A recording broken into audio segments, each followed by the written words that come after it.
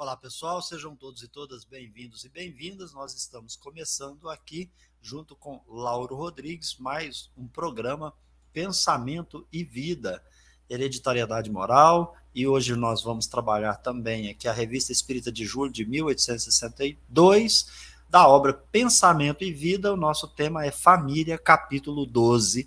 Pedindo a você que chega por aqui, se inscreva no nosso canal, curta, comente, compartilhe o vídeo nas suas redes sociais, nos apoie também aí pelo Pix ou se torne membro aqui do nosso canal. A gente está começando aqui nesse programa o nosso vídeo para os assinantes e depois que a gente disponibiliza para análise e meditação de todos os nossos participantes da comunidade aqui da nossa TV Revelar, aí nós disponibilizamos a todos os inscritos, que o objetivo é esse, compartilhar conhecimento.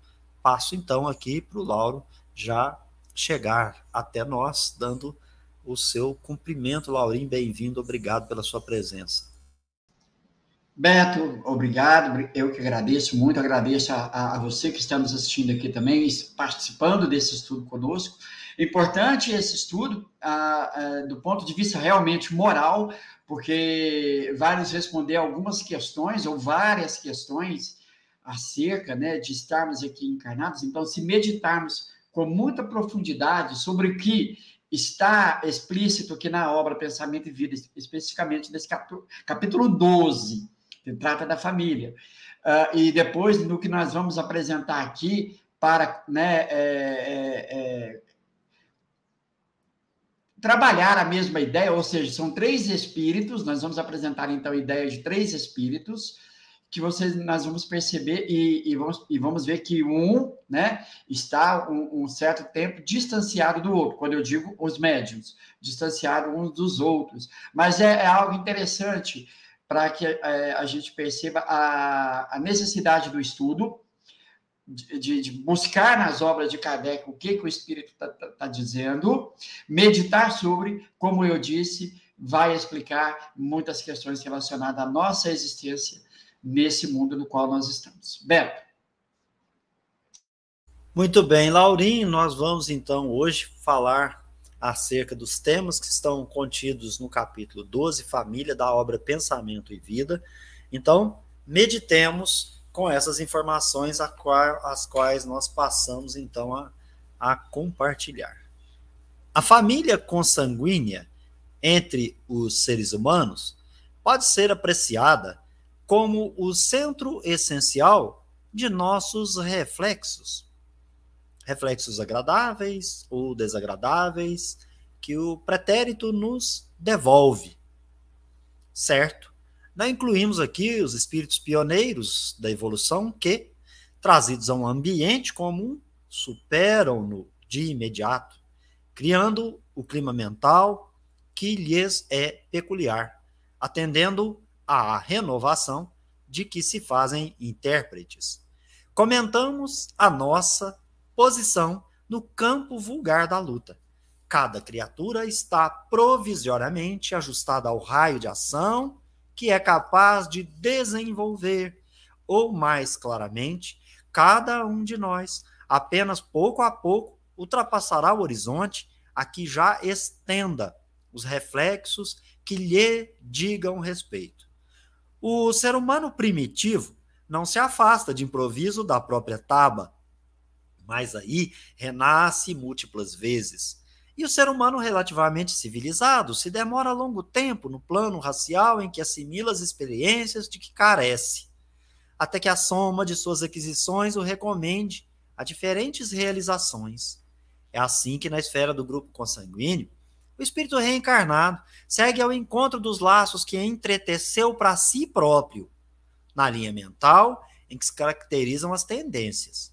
A chamada hereditariedade psicológica é, por isso, de algum modo, a natural aglutinação dos espíritos que se afinam nas mesmas atividades e inclinações.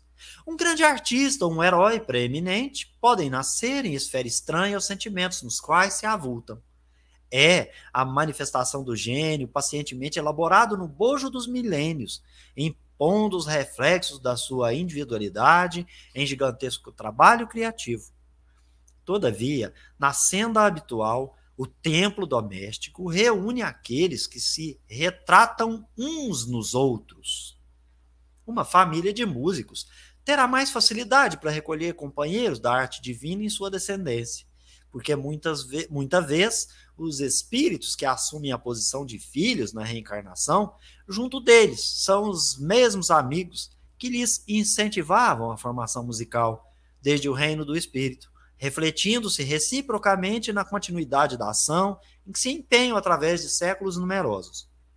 É ainda assim que escultores e poetas, políticos e médicos, comerciantes e agricultores quase sempre se dão as mãos no culto dos melhores valores afetivos, continuando-se mutuamente nos genes familiares, preservando para si mesmos, mediante o trabalho em comum e segundo a lei do renascimento, o patrimônio evolutivo em que se exprimem no espaço e no tempo. Também é aí, de conformidade com o mesmo princípio de sintonia, que vemos dipsômanos, que são aqueles psicopatológicos, né, que possuem essas psicopatologias, são doenças de vício em bebida alcoólica. E os cleptomaníacos, que também, possuindo essa psicopatologia, possuem compulsão que leva o indivíduo a roubar, né, independente do valor que seja. Então, tanto quanto delinquentes e doentes e enfermos de ordem moral, nascendo daqueles que lhes comungam espiritualmente as deficiências e as provas, porquanto muitas inteligências transviadas se ajustam ao campo genético daqueles que lhes atraem a companhia, por força dos sentimentos menos dignos ou das ações deploráveis com que se oneram perante a lei. A tara familiar, por esse motivo, é a resultante da conjunção de débitos, situando-nos no plano genético enfermiço que merecemos, à face dos nossos compromissos com o mundo e com a vida. Dessa forma, somos impelidos a padecer o retorno dos nossos reflexos tóxicos através de pessoas de nossa parentela, que nos devolvem por aflitivos processos de sofrimento. Temos assim no grupo domésticos os laços de elevação e alegria que já conseguimos tecer por intermédio do amor louvavelmente vivido, mas também as algemas de constrangimento e aversão nas quais recolhemos na memória no destino e que necessitamos desfazer à custa de trabalho e sacrifício, paciência e humildade, recursos novos com que faremos nova produção de reflexos espirituais suscetíveis de anular os efeitos de nossa conduta anterior, conturbada e infeliz. Lauro Rodrigues. Riquíssimo, né, Beto? Riquíssimo. Merece um estudo sempre bem profundo, bem meditado, porque nós estamos falando, então, em reuniões de espíritos. Aí, quando eu digo espíritos, eu estou generalizando encarnados ou não. Então, que se reúnem por afinidade, por gosto, por semelhança. E o que me chama a atenção aqui no ponto de partida é quando Emmanuel fala, olha, eu não vou tratar aqui daqueles espíritos elevados, não, daqueles que vêm em missão, não. Eu vou tratar mais da galerinha mesmo aí que está nesse processo de um desenvolvimento ali, né, superando vícios. Bom, ele não fala dessa forma, mas eu estou colocando aqui dessa forma. Então, nós precisamos meditar, reunimos no mundo espiritual grupos de espíritos que se assemelham pelas mesmas ideias, perfeito? Gostos, semelhanças. Aí eu gosto sempre de dizer assim, aquela pessoa que viveu aqui nessa encarnação e que não teve muita ligação, por exemplo, com o futebol, né? E é claro que, como espírito desencarnado, ela não vai procurar esses grupos de espíritos que se afinizam, que têm gostos por futebol. Esses espíritos que vão aos estádios assistir às partidas de futebol. Então, é só para a gente ter uma ideia disso. E aí a gente imagina a moral, né? Então, nós estamos falando em gostos, agora vamos para a ideia psicológica, a moral. Então, nós temos espíritos que e o Beto acabou de trazer para nós, por exemplo, que tem problemas com álcool, e aquele outro que tem problemas com a questão de roubar objetos. Mesmo que a pessoa ela nem necessite disso, é uma pessoa de uma classe social elevada, mas que ela tem essa tendência. Então, é uma questão muito moral.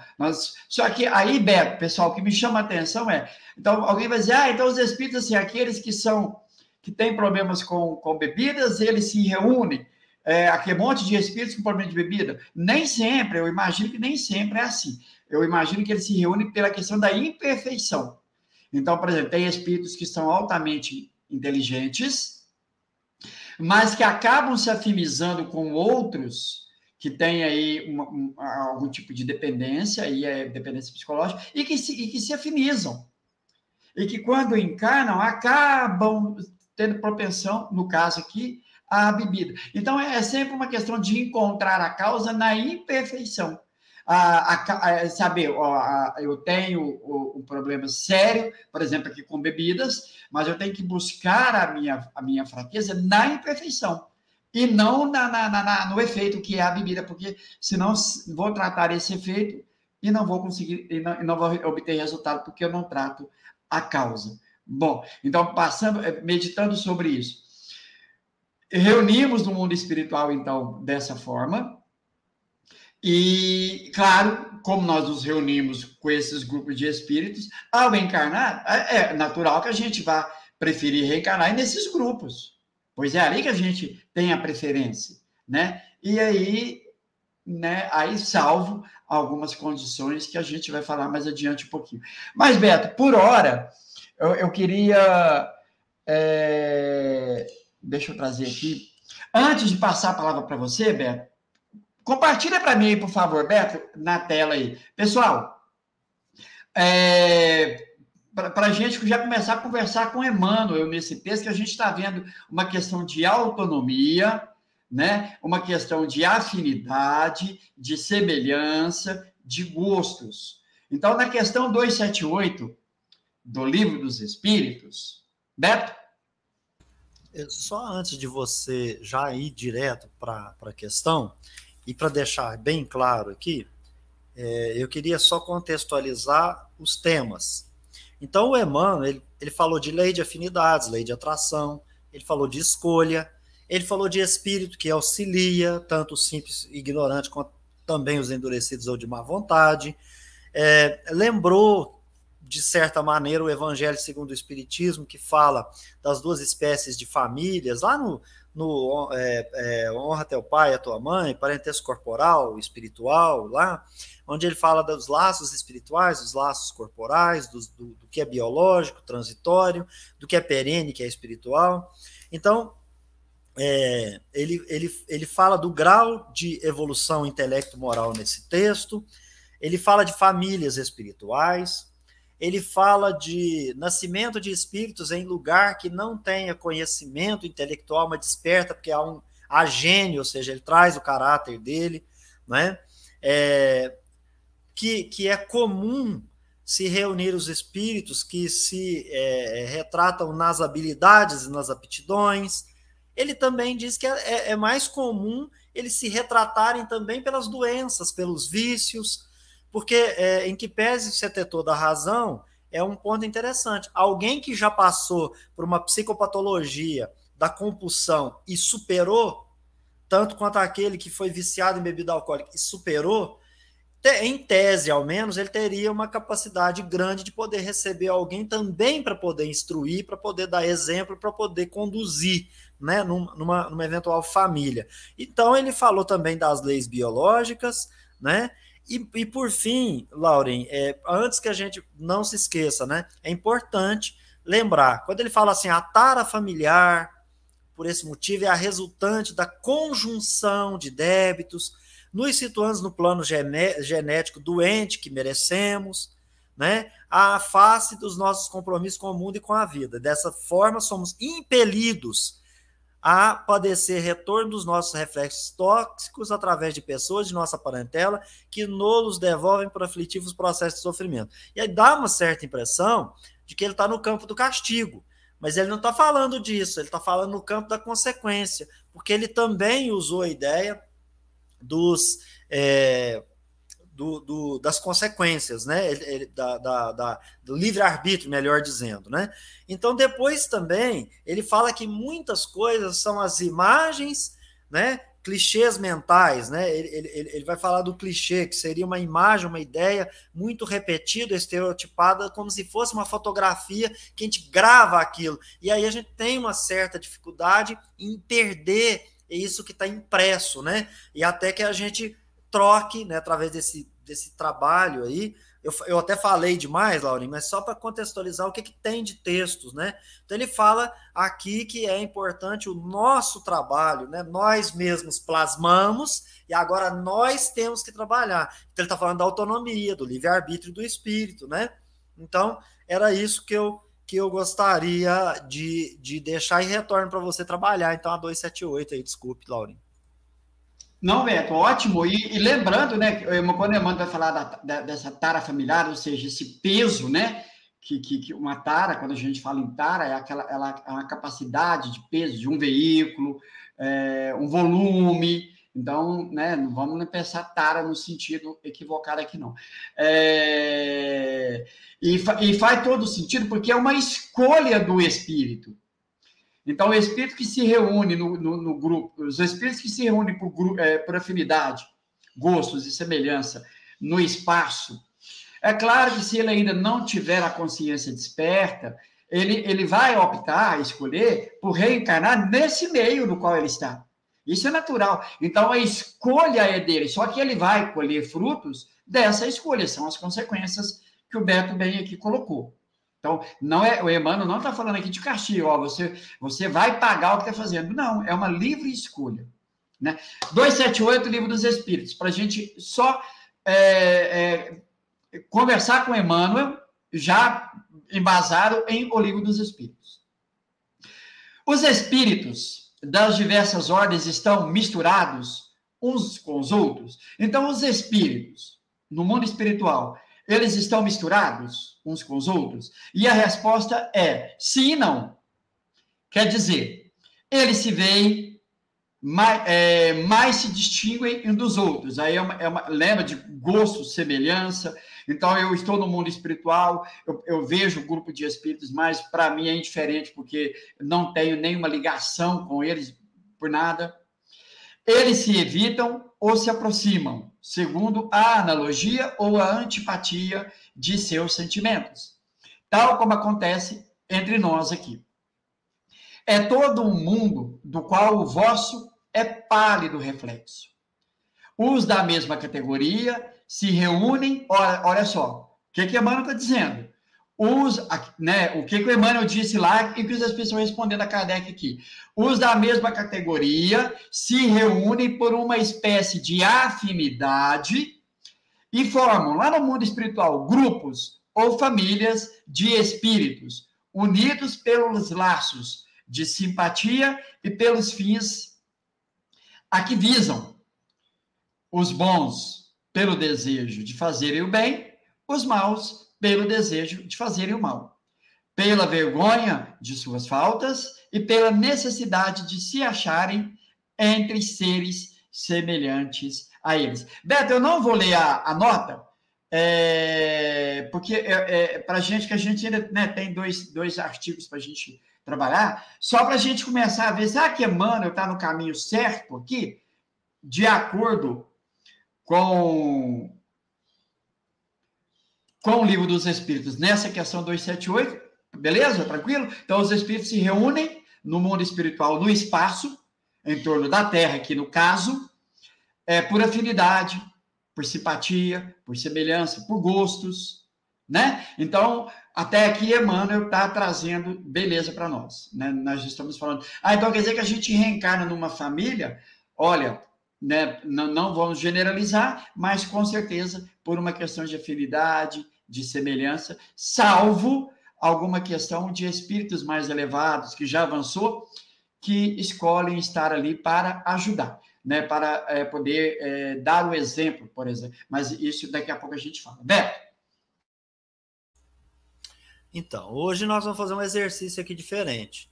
A gente tenta fazer uma aproximação dos textos do Emmanuel com o Livro dos Espíritos, principalmente, entre outras obras, o Evangelho, e a gente busca também interpretar o texto, que os textos do Emmanuel são substanciosos e profundos. Ele, inclusive, para ter ali um resumo daquilo que ele vai escrever, ele utiliza umas palavras que, como você percebeu aqui, né?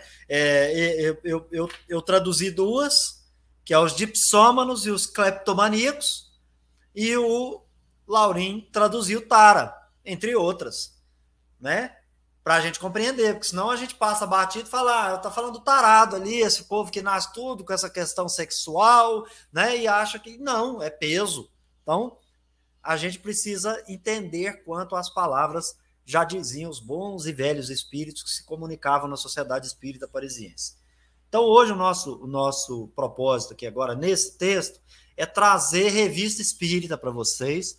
O Laurim fez uma pesquisa e encontrou lá esse texto, em 1862, Hereditariedade Moral, que um dos assinantes da revista espírita escreve para Allan Kardec. Então, ele começa dizendo, né, que estuda cuidadosamente o espiritismo, que estuda profundamente tudo dos livros de Kardec, e apesar do livro ser muito claro, né, ele tem, como foi de acontecer, 2 pontos que ele ainda tem certa dificuldade, que são, obviamente, faculdades hereditárias e os sonhos. Os sonhos não vai ser tratado nesse texto, e Kardec vai tratar das faculdades morais.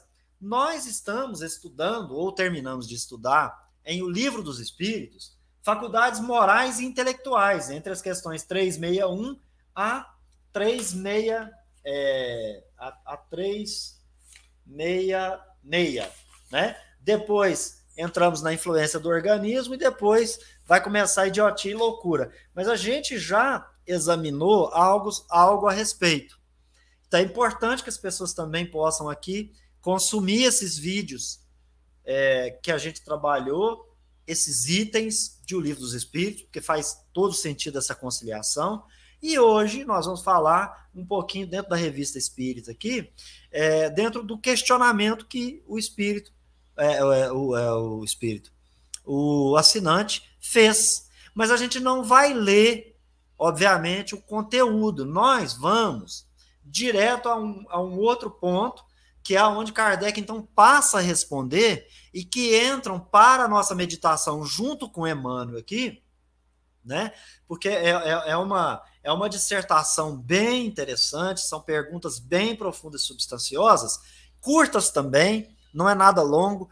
Todos que tiverem interesse podem buscar lá na Revista Espírita de julho de 1862, que está aí na tela para vocês, esse endereço, né? Revista Espírita de julho de 1862, Hereditariedade Moral. O que tem a ver com o texto do Emmanuel? Então, Kardec já entra dizendo o seguinte: olha, foi posta uma questão sobre os sonhos, não vai ser examinada nesse artigo. Vou escrever um artigo especial e, posteriormente, depois a gente trata disso. Hoje, nós só nos ocuparemos da hereditariedade moral, deixando que dela tratem os espíritos e nos limitando a algumas observações preliminares. Então, do que nós estamos tratando, né?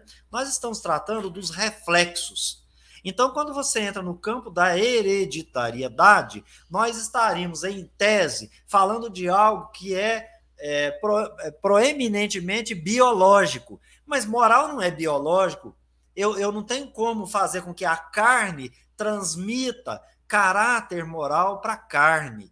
Então, Kardec, inclusive, em 1869, vai escrever o texto A Carne é Fraca.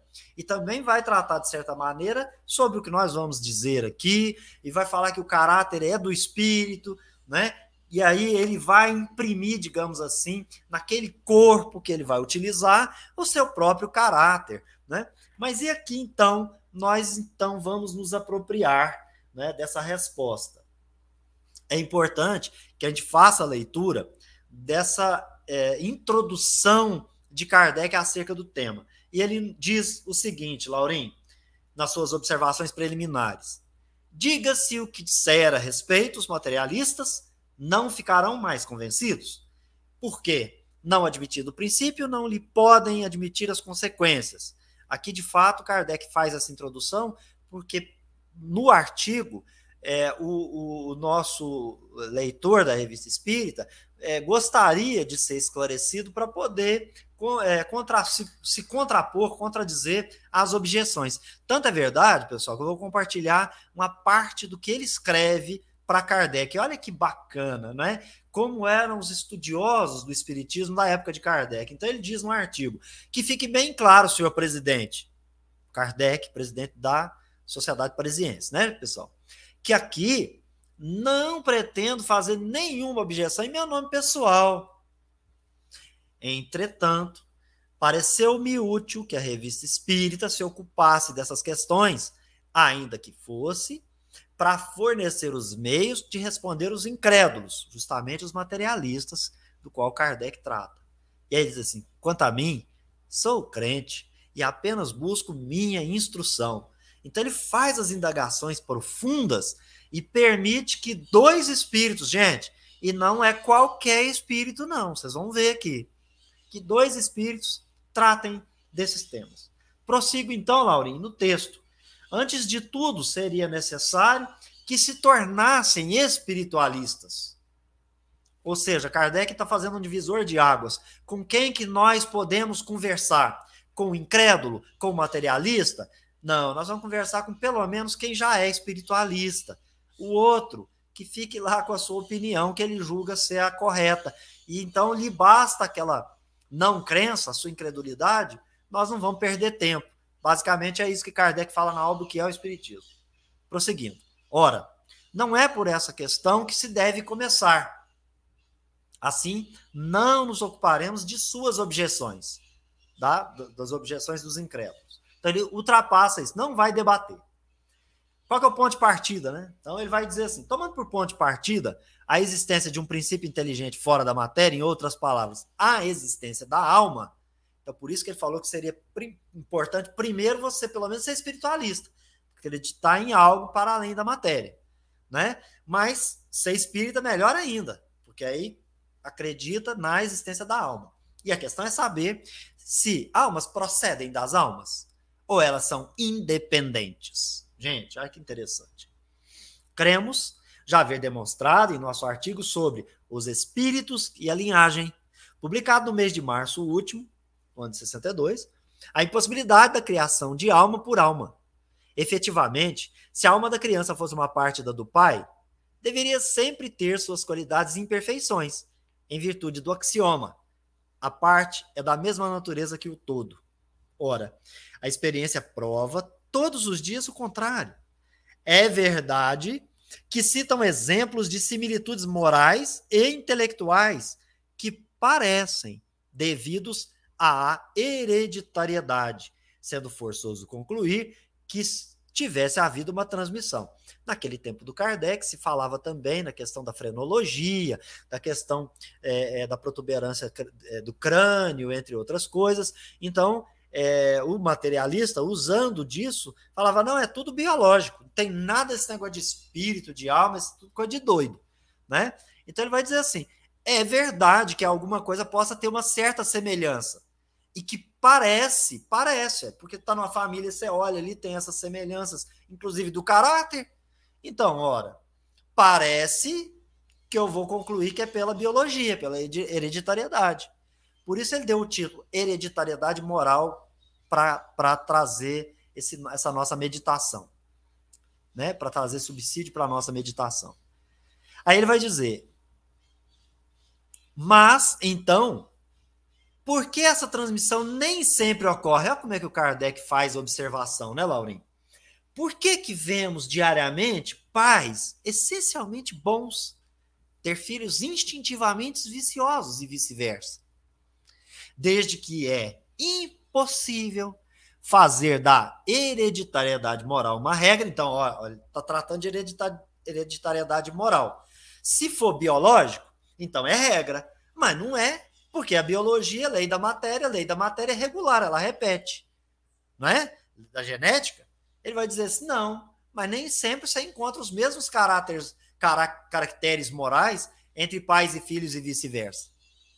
Trata-se de explicar com o sistema da recíproca independência das almas, a causa das similitudes. Aí tem gente, Laurinho, que fala, não, esse negócio de autonomia não existe, não. É heteronomia. Mas é o Kardec que está escrevendo, né, gente? E eu vou me permitir ler de novo para que eu possa fixar mais e melhor.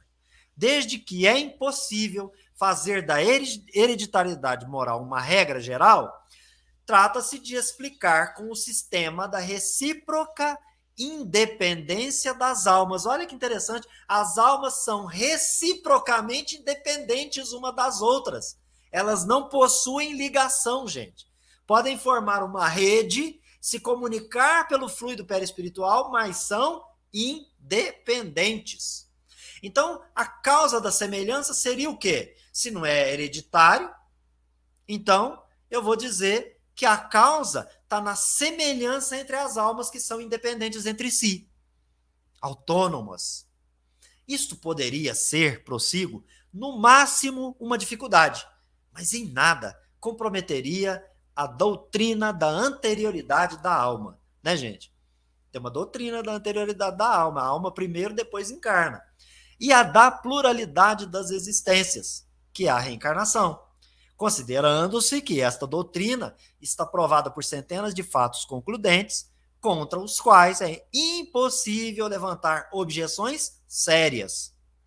Deixemos falar os espíritos que houve por bem tratar da questão. Eis duas comunicações que a respeito obtivemos. Então vamos começar pela primeira aqui, Lauren, e aí em seguida o comentário e depois nós vamos para a do São Luís, né? Essa aqui é do Erasto. Sociedade Espírita, 23 de maio de 62, médium seu Dandel. Já foi dito muitas vezes que não havia necessidade de erguer um sistema sobre simples aparências. É dessa natureza o sistema que deduz das semelhanças familiares uma teoria contrária àquela que vos demos, qual seja, da existência das almas anteriormente à sua encarnação terrestre. Então, o Erasto já trabalhou essa doutrina da alma anterior à encarnação terrestre. Então, primeiro a alma, depois é que ele se encarna. Então, simples e ignorante, mas primeiro é espírito, depois é encarnação. É positivo que muitas vezes as almas, jamais tiveram relações diretas com os meios, com as famílias nas quais se reencarnam. Laurinho, é tão bom ler isso que é bom repetir. É positivo que muitas vezes as almas jamais tiveram relações diretas com os meios, com as famílias nas quais se reencarnam. Caiu por terra a lei de causa e efeito, meu Deus. Mas foi o Erasto que falou, né? Então eu não vou brigar com ninguém. Já vos repetimos muitas vezes que as semelhanças corporais são devidas a uma questão material e fisiológica. Semelhanças corporais. Absolutamente independentes da ação espiritual. E que aptidões e gostos semelhantes resultam não da procriação da alma por outra já nascida, mas porque os espíritos semelhantes se atraem. Daí, as famílias de heróis ou as raças de salteadores. Admitir, pois, em princípio, que os espíritos bons, de preferência para sua nova etapa terrestre, o meio onde o terreno já está preparado, a família de espíritos adiantados, onde tem a certeza de encontrar os materiais necessários ao seu progresso futuro. Admitir igualmente que os espíritos atrasados, ainda inclinados aos vícios, aos apetites animais, fujam dos grupos elevados, das famílias moralizadas, e ao contrário se encarnem onde esperam encontrar os meios de satisfazerem as paixões que ainda as dominam. Ele falou dos cleptomaníacos e falou também dos dipsômanos, pessoal. Agora há pouco nós lemos para vocês, dando os seus sinônimos, né? O que significam. Aí, então, ele vai dizer, né? Assim, pois, em tese, olha que interessante, né, Laurinha? Assim, pois, em tese, as semelhanças espirituais decorrem do fato de que semelhante atrai semelhante, ao passo que as semelhanças corpóreas são devidas à procriação, às leis da matéria, à biologia, à genética. Agora é preciso acrescentar isto. Muitas vezes, nascem em famílias dignas em todos os sentidos do respeito de seus concidadãos, indivíduos viciosos, maus, mas que aí são enviados para servirem de pedra de toque daquelas. Ô, gente, ou para poder auxiliar no próprio progresso daqueles que estão buscando, ou para aprender, ou para se nutrir naquele meio, ou mesmo para fazer esse contraponto, né? Prossegue. Por vezes ainda, eles vêm por conta própria, na esperança de saírem da situação difícil que até então se demoravam, para se aperfeiçoarem sobre a influência desses meios virtuosos e moralizados. Aqui, gente, nós falamos de espírito simples e ignorante, falamos aqueles que são os maus e aqueles que são os obstinados, né? E ele também agora falou assim, mesmo aqueles que já possuem esclarecimento, já estudou as imperfeições e agora estão querendo subir na vida espiritual.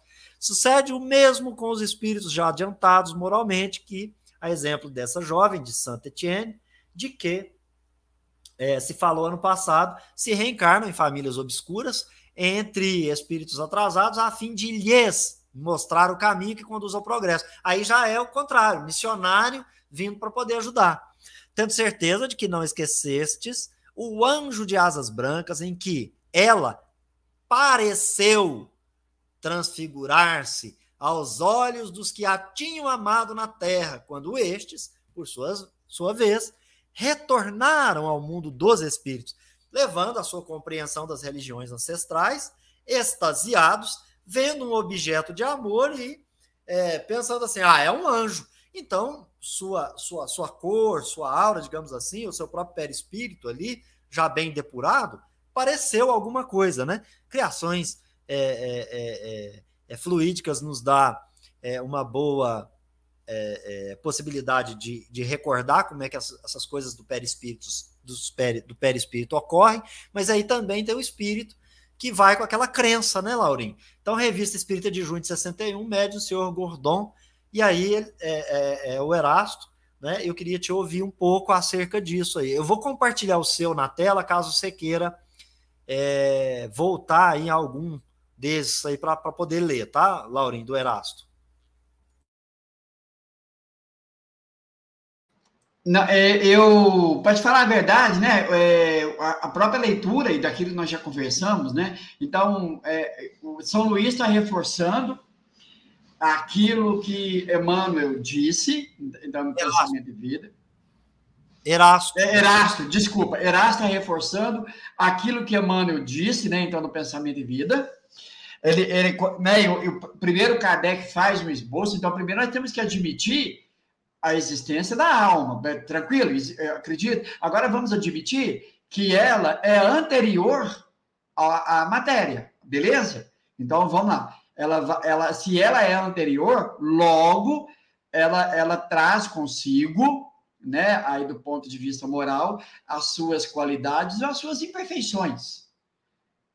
Beleza? Agora, reúne, então essas almas se reúnem no mundo espiritual, como nós nos reunimos aqui, por essas questões de simpatia, gostos, afinidade, semelhança, aí, né, que nós podemos imaginar aqui. Então, quando ele vem trazer, admite, pois, em princípio, que os espíritos bons, olha, escolhe de preferência para a sua nova etapa terrestre, o meio onde o terreno já esteja preparado. Se a gente imaginar isso, né, que alguns espíritos, então, reencarnam aqui com propósitos já bem estabelecidos por eles, lá no mundo espiritual, para aquilo que eles projetam, então eles vão reunir esses grupos. Então, tem já reencarnado pessoas que já avançaram, espíritos que já avançaram, agora alguns que já querem, então, estar em meio, reencarnam com esse propósito de estar em meio a eles. E aí, Kardec vai dizer, admite também que os espíritos atrasados ainda inclinados aos vícios e os apetites animais, fujam dos grupos mais elevados. E isso é natural, é muito simples pensar.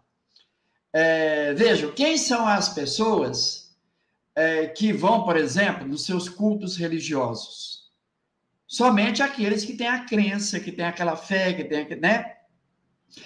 Como foi dito no futebol, nos barzinhos da vida, nas boates, nas conversações produtivas e conversações fúteis. Nós vamos encontrar sempre pessoas inclinadas a buscar isso.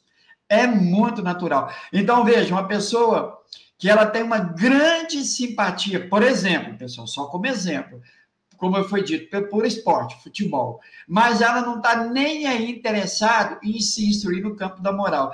É claro que ela não vai se interessar por grupo de pessoas que desejam se instruir no campo da moral. Isso. Então, claro que no mundo espiritual também há espíritos assim, que eles vão fugir, falar, opa, ali eu não quero. Eu quero a galerinha da bagunça, eu quero a galerinha dos vícios, daquilo que me apraz. Tem aqui, né? Então, isso é mais que natural. Por isso que dentro de alguma família, dentro das famílias, nós vamos ver pessoas, crianças, que destoam. Fala, nossa, esse irmão aqui não tem nada a ver com o outro, né? Essa criança não tem nada a ver com o seu irmão. É natural, porque aquele espírito está ali com outros objetivos, mas que, né, ele, por escolha sua, ele preferiu encarnar nesse meio para ajudar a progredir, para que ele possa superar velhos hábitos, né, vícios. É natural isso.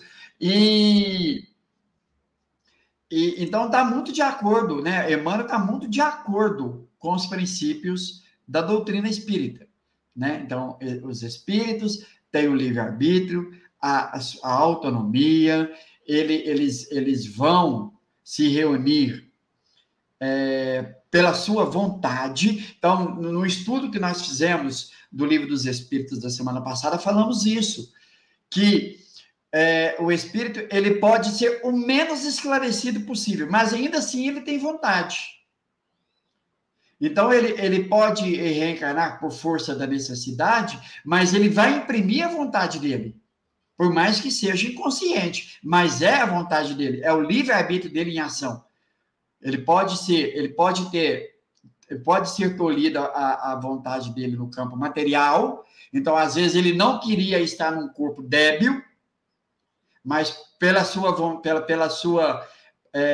vontade, agora a vontade, né, os seus vícios, os seus medos, culpas, enfim, ele acaba prejudicando aquele corpo que está se formando. Mas, ainda assim, é o livre-arbítrio dele, é a vontade dele. Beto, então, por hora, nesse artigo aqui, dessa comunicação de Erácio, é isso que eu queria só trazer, aproximar ele, né, Erácio, com Emmanuel. Está tranquilo até aqui. Até agora eu não tenho nada a colocar como dúvidas aquilo que Emmanuel trouxe, não. Beto? Perfeito, Laurim. Vamos para o próximo, né? Porque eu acho que a gente já comentou o necessário. E seria importante as pessoas agora pegarem o texto do Emmanuel, pegar o artigo da Revista Espírita que a gente está compartilhando aqui, que é da Revista Espírita de julho de 62, cujo título é Hereditariedade Moral, e comparar, estudar quantas vezes forem necessárias. E também observar que no artigo que a gente leu, a mensagem, a parte do Erasto, a gente já depreendeu o seguinte, a gente já compreendeu. Não há uma lei de causa e efeito, porque ele disse, tem caso que o espírito não tem nada a ver com nada e está num ambiente onde ele é um espírito vicioso, mas ali a oportunidade que ele tem, ele chegou ali pela similitude, atração, semelhante atrai semelhante, e às vezes o espírito que porventura ele tenha feito algum mal, e por isso é que ele está num lugar adequado para ele poder espiar a sua imperfeição, aprender, se instruir na experiência, se provar nas qualidades que já adquiriu, no aprendizado que está construindo, e o espírito que ele fez alguma coisa já virou até espírito puro, está longe, nem está preocupado com ele mais, nem, como diz o outro, nem lembra que ele existe, entre aspas, muitas aspas aí, né? Nesse sentido, eu acho importante a pessoa não só ouvir o que a gente falou, pegar os dois textos e colocar um ao lado do outro. Entende? Porque, gente, isso aqui talvez seria mais um passo com aquela questão do controle universal. Porque a gente consegue aproximar conceito, conteúdo. Então não é toda hora que eu tenho que pegar a mensagem aqui e falar assim, não, mas não passou no crivo. Não tem outro espírito que falou. Tem sim. Nós estamos com 3 espíritos aqui que estão falando a mesma coisa. E o Kardec publica porque já vieram mensagens em outros lugares, por médiuns distintos, diferentes, às vezes até a fonte sendo o mesmo espírito assinando. Mas médiuns desconhecidos entre si, a coordenação pelos próprios espíritos, o ensinamento progressivo, tudo aquilo que está lá no Evangelho segundo o Espiritismo. Mas vamos voltar para o texto aqui. Então agora ele vai dizer assim, outra mensagem, mesma sessão, agora a médium, a senhora Castel, e o espírito é o São Luís. Venho explicar-vos a importante questão da hereditariedade das virtudes e dos vícios na raça humana. Essa transmissão faz que vacilem aqueles que não compreendem a imensidade do dogma revelado pelo Espiritismo, né? O novo dogma da reencarnação, né? O dogma da anterioridade da alma, o dogma da pluralidade das existências. Os mundos intermediários são habitados por espíritos que esperam a prova da reencarnação ou a ela se preparam novamente conforme seu grau de adiantamento. Nesses centros de formação da vida eterna, os espíritos são agrupados e divididos em grandes tribos, uns à frente dos outros, a reboque do progresso.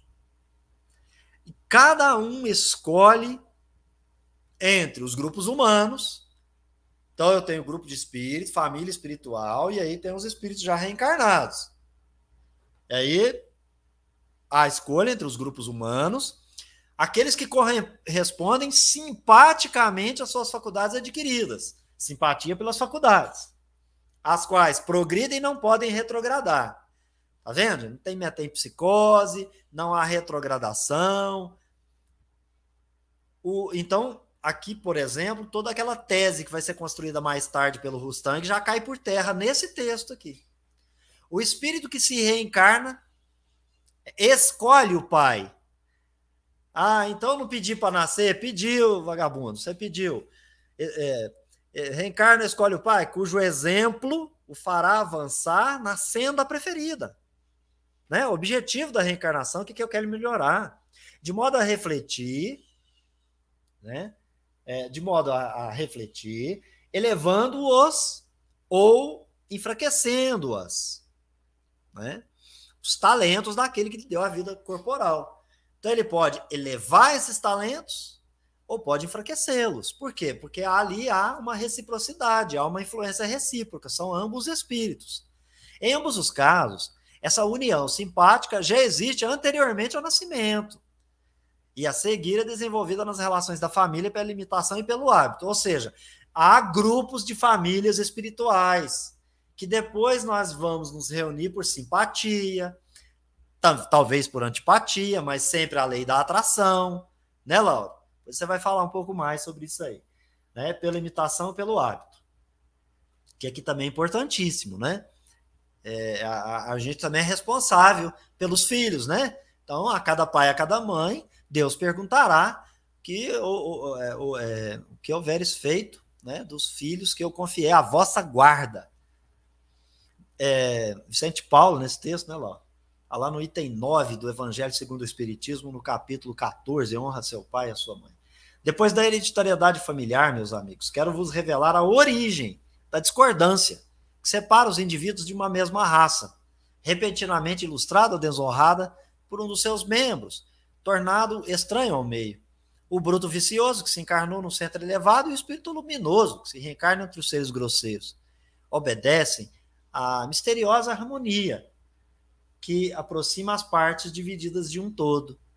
e faz a concordância entre o infinitamente pequeno com a suprema grandeza. Aqui tem um dado aqui, né, de como é que nós nos aproximamos de Deus, viu, gente? Então, é essa mescla de estar entre os obscuros, estar entre os bons, mas é isso, né? Porque Deus não vê bom e mal, né? Ele vê os seus filhos, que todos serão espíritos puros, se tiveram a mesma origem, tem fatalmente o mesmo destino. Simples ignorante para espírito puro. E aí no meio, tem um monte de pedra aí.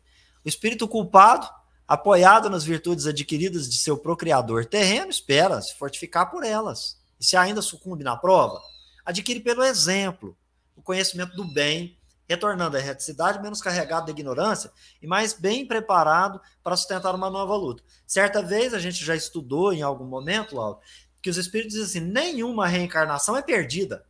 Mesmo que ele sucumba, ele está levando algo no seu subconsciente, no seu inconsciente, mas ele está levando aprendizado. Que quando ele estiver despojado da matéria, suas faculdades ampliam e aquele conhecimento faz todo sentido para ele, né, Laurinho? Que é algo que eu estou parecendo que estou tentando entender aqui com esse texto. Quero te ouvir sobre isso. Os espíritos adiantados entreveem a glória de Jesus, tomado pelo desejo ardente, de esgotar o cálice da caridade. Linguagem figurada, né?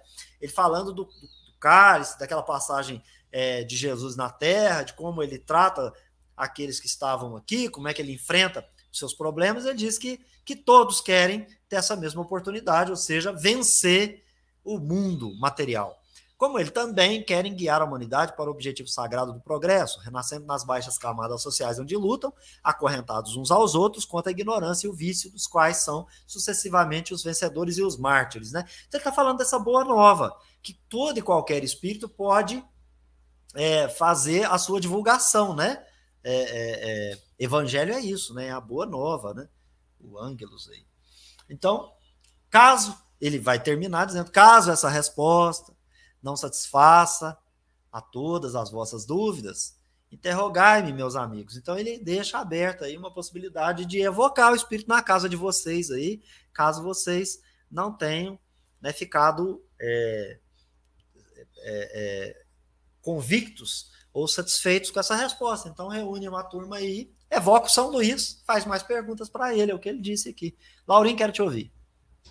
Ai, que bom seria se nós tivéssemos grupos assim, Beto, sabe? Veja, esse assinante, ele traz à baila um assunto, Kardec achou de profunda necessidade o esclarecimento, os espíritos que se comunicaram, então, Erasto e São Luís, né, deram a sua contribuição no ponto da instrução. Então, nós precisamos disso, quem dera nós usássemos as nossas casas espíritas, os grupos familiares com esse objetivo. Olha, estamos com dúvida aqui, vamos estudar mais, aí de repente o espírito se comunica lá espontaneamente, e aí talvez em tantos outros pontos, e aí para Kardec, né, a gente vai lá então na formação da sociedade, dos grupos espíritas, para Kardec, o ideal seria que aqueles grupos sérios, instrutivos, se comunicassem, porque trocassem informações, instruções, porque a gente ia conseguir aproximar os ensinamentos dos espíritos. Bom, já fugi do tema. Agora aqui então, o que nós podemos meditar em tudo isso? Olha, nós estamos falando, então, em dois espíritos que se comunicam por intermédio de dois médiuns, claro, em 1862. Passado alguns anos, algumas décadas, então nós temos Chico Xavier, que o espírito Emmanuel, talvez aí eu vou dar um dado aqui, um ano, mas eu não sei, eu vou aproximar, mais ou menos em torno de 1950. Então, a gente percebe que há quase 100 anos de distanciamento entre esses dois médiuns e o Chico. Então, veja, o espírito vem, se comunica, traz uma instrução, que está no Pensamento e Vida. Nós buscamos conciliar com a doutrina espírita e percebemos que está, né, os conceitos dele, a instrução dele está perfeito no campo doutrinário, ou seja, de acordo com a doutrina espírita. Mas veja, então, para a moral, Se nós estamos reunidos aqui nesse mundo, nesse país, nesse grupo, é porque realmente nós ainda temos afinidades com tudo isso. Temos aí, nos simpatizamos, temos as nossas afeições, os nossos gostos. Ah, mas aí eu falo, Beto, eu não quero mais estar no meio desse negócio, não, tá ruim. Política, tantos crimes, o que é que eu tenho que fazer? O Beto fala, olha, então procure fazer melhor. Porque aí, com certeza, você vai se reunir com grupos de espíritos que já vão encarnar ou reencarnar em outros mundos melhores a isso. Então, veja, é um processo todo de autonomia. Se eu estou no meio, numa família, onde eu encontro dificuldades de me relacionar, busque nesses textos aqui inspiração, que com certeza nós vamos encontrar respostas para esse... É isso que a gente vai chamar de anomalia. Poxa, não tô, parece que eu estou fora do grupo. Não está, não está. Ou você escolheu como meio de ajudar, ou você está no objetivo de ser ajudado. Esse é o propósito. Beto? Eu queria só compartilhar aqui, Lauren, o item 11, do capítulo 11 da Gênese Espiritual, para a gente dar mais um subsídio para dizer o seguinte, mas essa turma aí tem a mesma genética, leis biológicas, etc., e parece que tem coisa que o pai imprimiu no seu próprio corpo e o espírito que está reencarnado ali também fez a mesma coisa. Então dá aquela ideia do materialista de promover aquela objeção, né? E essa objeção ela é refutada pelo seguinte item. Para ser mais exato, é preciso dizer que é o próprio espírito que elabora seu envoltório e o adapta às suas novas necessidades. Ele aperfeiçoa, desenvolve e completa seu organismo, à medida que experimenta a necessidade de manifestar novas faculdades. Em uma palavra, ele o molda de acordo com sua inteligência. Tá certo, Laurinho? Então, eu queria só compartilhar isso, devolvo para você, porque eu achei de extrema importância a gente colocar esse item 11 da Gênese Espiritual, que a gente também está estudando por aqui, para as pessoas poderem usar essas obras e tentando entender, né, porque tem essa semelhança física, mas parece que é semelhança do caráter. Então, tem que fazer essas ligações aí para a gente não ficar perdido, né? Exato, Beto. E lembrando que nós trabalhamos, então, 2 comunicações no ano de 1862. O Beto traz para nós a Gênese 1868, então tem aí 6 anos. Ah, então quer dizer que lá em 62 estava errado? Não, senhor. Os espíritos desenvolveram uma questão de que, olha, corpo se forma pela lei biológica, não tem nada com a questão moral. Hereditariedade física é da matéria, hereditariedade moral é uma semelhança de gostos, é algo psicológico. Não tem nada a ver com consanguinidade, não é isso. E aí, né, o que o Beto nos trouxe agora é a ação do espírito, né, a sua vontade sobre o corpo físico, que não tem nada a ver com a questão, então, se a criatura é feia ou é bonita, porque o espírito é um anjo ou porque o espírito é um demônio, entre aspas, um espírito perverso. Não é isso, Beto. Lembrando aqui que nesse item aqui é o seguinte, não derroga lei biológica, genética nenhuma. Ele aperfeiçoa, completa e desenvolve. Então, ele não está falando que houve aqui então agora vai ficar totalmente diferente, não é assim. E quando a gente está falando, por exemplo, porque a gente citou, Lauren, também, o céu e o inferno, a carne é fraca, é preciso ser lido também, para a pessoa entender como é que os caracteres morais acabam por serem impressos, né, por assim dizer, no próprio organismo que está ali em formação, mas sempre levando em consideração as leis biológicas e essa ideia, né? Ele age, o espírito ele é autônomo, ele age, então ele tem uma necessidade ali, ele vai procurar, e aí essa necessidade, essa aptidão, a gente precisa lembrar, né? No texto lá do Emmanuel, o que rouba, né, o que bebe, e ele vai adaptar a necessidade dele. A gente só pensa na virtude, né, Laura? Ele vai ser não é isso, né? A necessidade é do espírito reencarnante, seja ela qual for, vício ou virtude. Desculpe, passo para você. Não, Beto, e o quanto ele já tem de entendimento disso, né? Por exemplo, tem espíritos que eles são entregues aos seus vícios, E pelo seu pouco desenvolvimento da inteligência moral, né, ou seja, ele ainda não compreende que aquilo é para ele um prejuízo, é claro que ele se deixa levar ao bel sabor como se diz, do vento. Mas à medida em que ele vai percebendo que, porque nós estamos falando, então, ele tem que entender a imperfeição. Na hora que ele começa a falar assim, eu estou assim nessa fraqueza, eu me dedico, por exemplo, à bebida, ele vai buscar a causa está na imperfeição. Então, é nesse ponto que o Espírito começa a dar uma guinada na sua vida, e aonde ele agora, ele enseja, ou não oportuniza, não, ele tem vontade, pela sua vontade, ele busca outros grupos mais adiantados, para ali reencarnar, e tentar, né, claro, mudar aquilo ali. Tentar não, ele vai mudar aquilo ali pela sua vontade. Mas é um processo, não é da água da noite do dia para a noite, não tem saltos. Vai do esforço, da vontade do espírito em mudar a situação. É livre-arbítrio, é autonomia pura, Beto. Aurinha, eu estou satisfeito por hoje, acho que a gente pode terminar por aqui. Quero agradecer a Deus, aos bons espíritos, a você pela sua presença, e a gente então encontra a todos num próximo vídeo, lembrando que esse aqui é um vídeo gravado para o pessoal que é assinante, depois fica disponibilizado para os inscritos do canal. Vamos embora, Laurinho, um abraço, a gente se encontra no próximo vídeo, até lá.